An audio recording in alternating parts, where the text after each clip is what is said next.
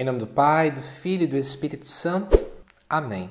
Amado irmão, amada irmã, é com muita alegria que nós estamos aqui para juntos estudar e meditar o Evangelho que a nossa igreja nos apresenta para este sábado da 25ª semana do Tempo Comum.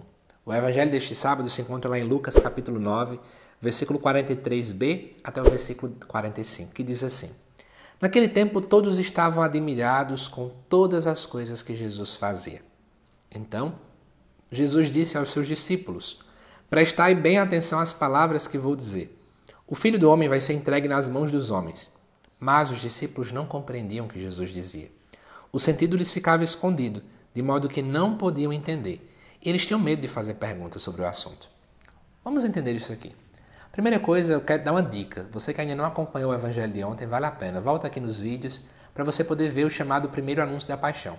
Porque neste vídeo de hoje, nós estamos vendo, na verdade, o segundo anúncio da paixão. É a segunda vez que Jesus anuncia de fato que ele vai ter que sofrer, que ele vai ser entregue nas mãos dos homens. Só que agora o que nos chama a atenção é o versículo 45. Porque os discípulos não compreendem o que Jesus dizia. Você deve dizer assim, mas José Lucas, está tão claro o que Jesus falava. E por que eles não entendiam? Porque na verdade eles não queriam compreender. Porque no fundo, os discípulos também não queriam deixar claro, não queriam aceitar o fato de que Jesus teria que sofrer. Eles não queriam aceitar que Jesus, como Senhor, como Rei, como aquele que eles estavam seguindo, como seu mestre, que ele teria que ser o servo sofredor, que ele teria que sofrer. Então, na verdade, a gente precisa se colocar como esses discípulos. Às vezes a gente é do mesmo jeito. A gente não quer aceitar os desígnios de Deus. A gente não quer aceitar a vontade de Deus. A mesma coisa estava acontecendo aqui. E aí, eles inclusive tinham medo de perguntar. Por quê? Porque eles tinham medo de que, na verdade, Jesus falasse aquilo de modo mais claro e eles iam ficar frustrados diante da sua missão.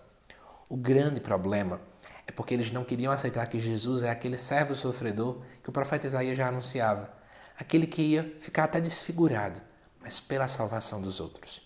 O grande problema nosso é quando nós queremos um Jesus muito hollywoodiano, né?